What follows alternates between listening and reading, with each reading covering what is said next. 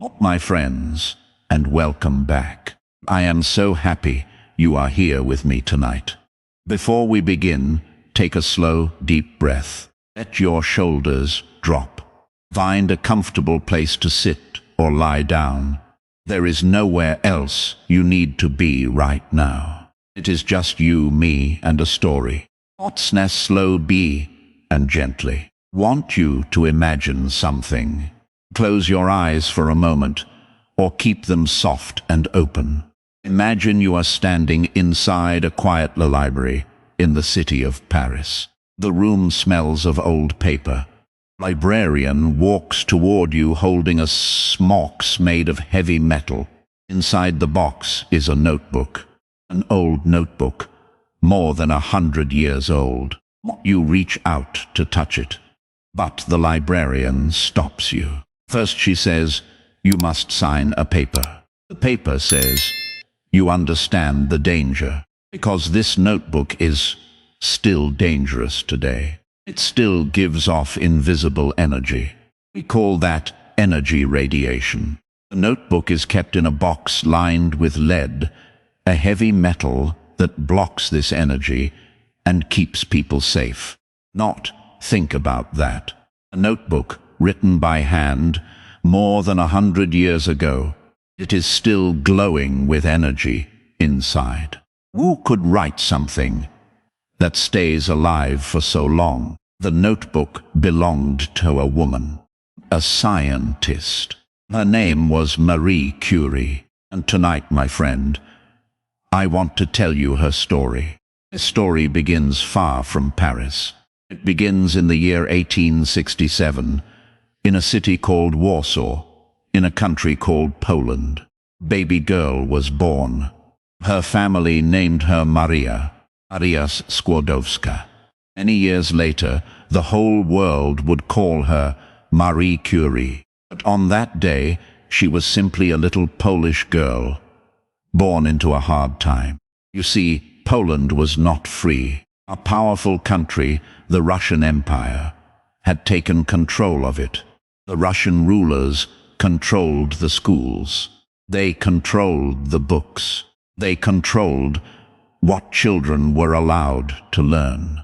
Our children could not study their own history. They could not even speak their own language in the classroom. Everything had to be in Russian. Maria's father was a teacher, taught 2 subjects, mathematics and physics. Physics is the science of how the world works, how things move, how light travels, how energy flows. Was a good teacher. But the Russian rulers did not trust him, so they took his job away. Not that the family had very little money, but her father had something money cannot buy. He loved learning. He wanted his children to love it too. At home, he kept his science tools on a shelf. Glass tubes, small scales for measuring, strange and beautiful instruments. Little Maria would stand and look at them for a long time. She did not just want to play with them. She wanted to know how they worked, wanted to understand everything. And she learned fast, so fast that it surprised everyone. She could read by the age of 4, not 4 years old. She remembered almost everything she heard. At school, the lessons were taught in Russian, a language that was not her own. But still, she answered every question correctly. Not her teachers noticed her. This girl was different. This girl was special. But there was a wall in front of her, a high, hard wall. In Warsaw, girls were not allowed to go to university. The university only accepted men. It did not matter how clever Maria was. It did not matter how hard she worked. The door was locked, only because she was a girl. For Maria, this was painful. Wanted to study science more than anything in the world. And the world had told her no. So what did she do? Did she give up? No, she found another way. In Warsaw, there was a secret. A group of young women wanted to learn, just like Maria. So they made their own school. Not by hidden school. They called it the Floating University. Why floating? Because it had no fixed home. It moved from place to place. One week, the lessons were in someone's kitchen. The next week, in a quiet back room of another house. They kept moving, so the Russian police would not find them. This was dangerous. If the police caught them, they could go to prison. Just for reading books, just for wanting to learn. But Maria went anyway. She sat in those secret rooms, and she studied. Her hunger to learn was stronger than her fear. Still, the floating university was not enough. Maria wanted to go to a real university, with real laboratories. And the closest place that welcomed women was far away, in Paris. But Paris cost money, and Maria's family was poor. So Maria made a plan with her older sister. Her sister's name was Bronia. The two sisters made a pact. A pact is a serious promise between two people. A deal they both agree to keep. On was their deal. Maria would find work and earn money. Would send that money to Bronia, so that Bronia could go to Paris and study to become a doctor. Later, when Bronia was a doctor with her own money, she would help Maria come to Paris too. That was a beautiful plan, but it asked for something very hard. It asked for patience, and it asked Maria to wait. To earn the money, Maria took a job as a governess. Governess is a woman who lives in another family's house and teaches their children. So Maria left her home, went to live with strangers, nor taught their children day after day. And she did this not for 1 year, not for 2, but for 5 long years. Not 5 years. Imagine that. 5 years in someone else's house, far from her family. 5 years of teaching other children, while her own dream sat quietly in the corner, waiting. And almost every coin she earned, she sent to her sister in Paris. They kept only enough to stay alive. But Maria did not waste those 5 years. No, no. At night, when the children were asleep and the house was silent, she opened her own books. Mathematics, not T-Sax. Chemistry. They had no teacher. I had no classroom. She taught herself, alone, by candlelight. She wrote letters to Bronia, asking what she should read next. She was getting ready, getting ready for a future she could not see yet, but still believed in with all her heart.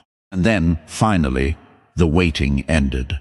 Bronia kept her promise, and at the age of 24, Maria stepped onto a train to Paris. The year was 1891. When she arrived, Paris took her breath away. It was the center of the science world, and in the middle of the city stood the Sorbonne. The Sorbonne was one of the greatest universities in all of Europe, and unlike the university back home, the Sorbonne opened its doors to women. Maria did one small thing when she arrived, and changed her name just a little. The Polish Maria to the French Marie. She was not hiding who she was a proud Polish woman, and she always would be. But she was stepping into a new world, and she was ready for it. But my friend, the new world was not kind to her at first. Not at all. Marie had almost no money. I rented a tiny room near the university. It was at the top of a building, small and cold. In winter, there was no heat. I could see her own breath in the air inside her room. Sometimes the water in her washing bowl froze into ice overnight. Think of that. Ice inside her own home. Often had no money for food. Some days she ate only bread and a little tea. Sometimes a small piece of chocolate. That was all. There were days she grew so weak from hunger that she fainted during her lessons. She would simply fall right there in the great hall. But she kept going. She sat in those huge university rooms surrounded by men. There were very few women there. Some of the men stared at her. They thought a woman did not belong in a science class. But Marie did not look back at them. She looked only at the blackboard. She filled her notebooks with notes. You worked harder than almost anyone in that whole university. And the work paid off. In 1893, Marie finished her degree in physics. And she did not just pass. Finished first. First in her entire class. The poor Polish girl who ate only bread, who studied in a freezing room, who worked in a language not her own, was the best of them all. 1 year later, she earned a second degree, this time in mathematics. In that one she came second. First in physics, second in mathematics. Not sit with that for a moment. You did all of this while she was cold and hungry and far from home. That is who Marie Curie was. It was in Paris that Marie met a man. Quiet, gentle man named Pierre Curie.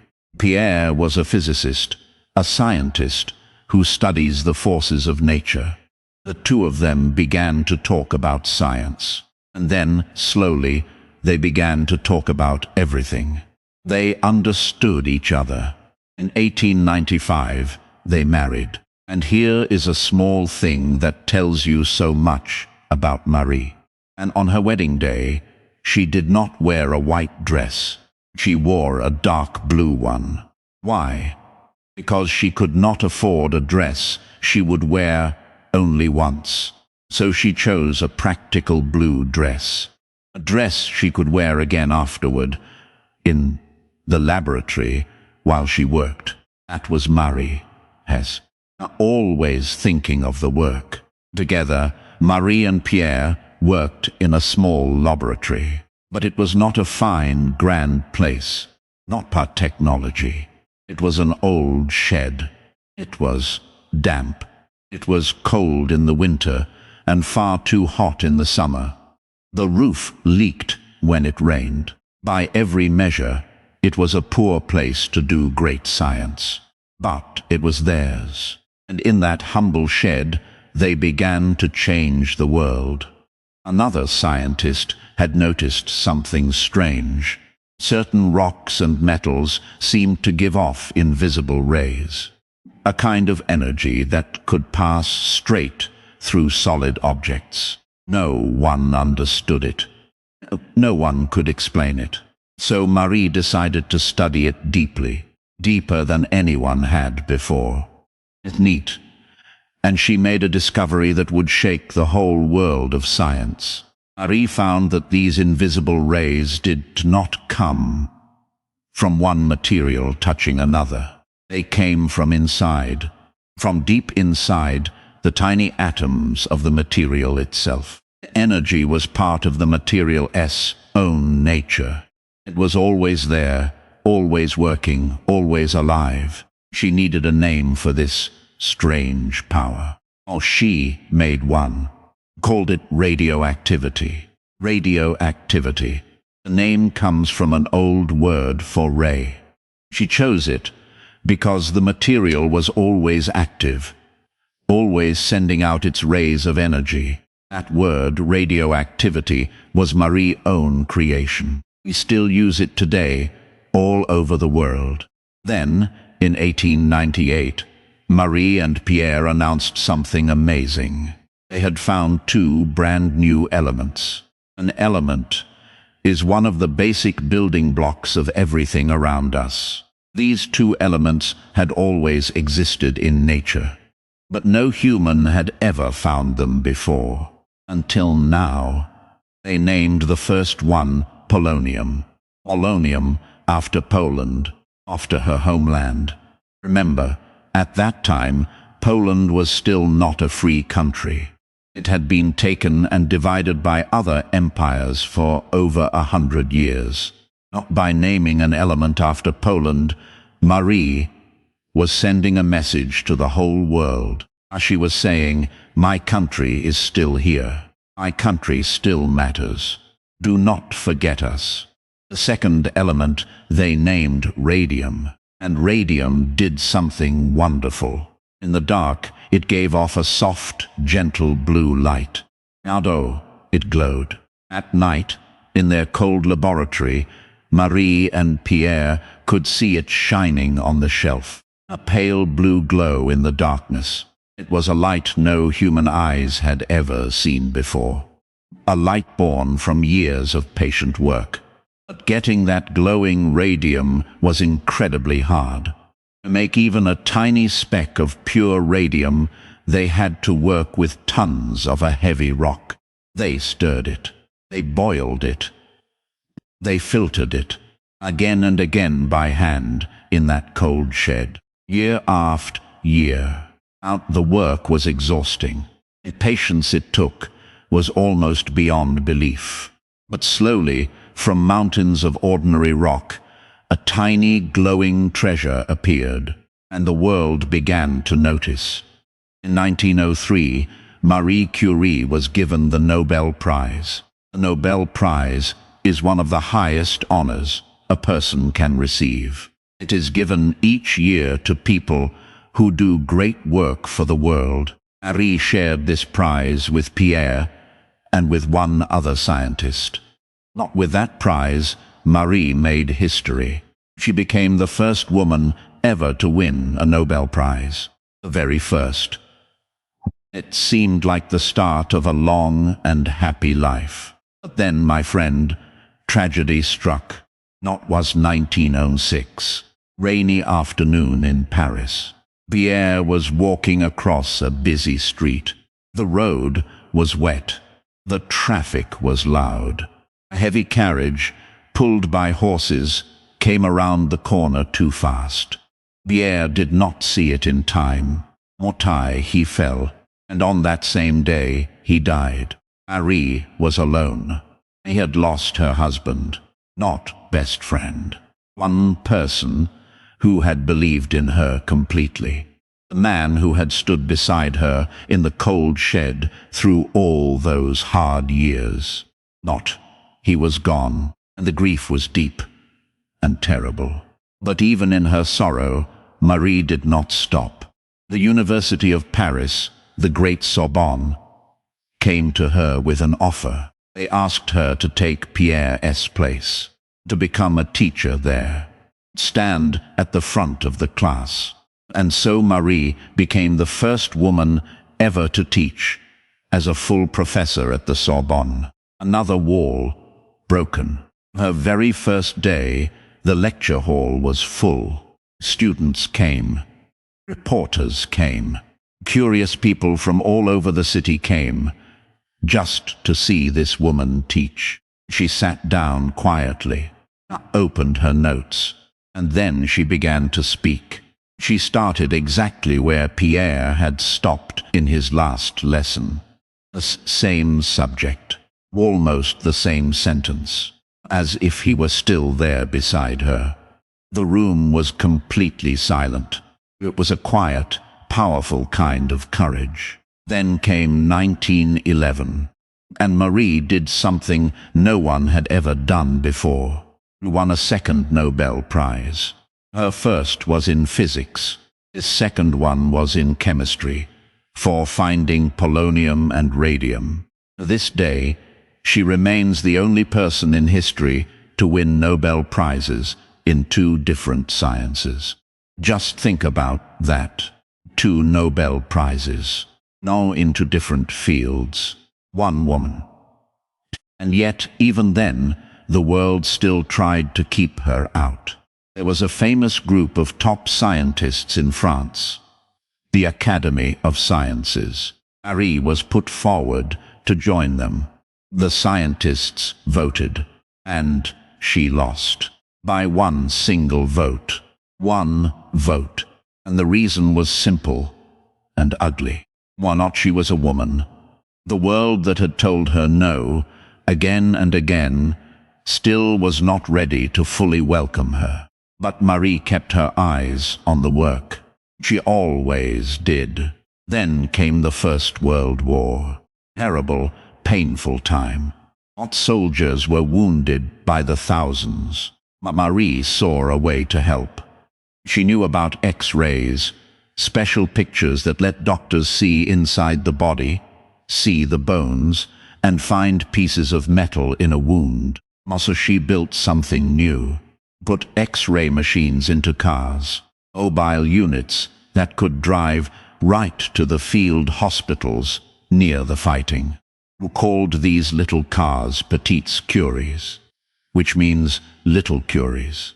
And she did not just send them.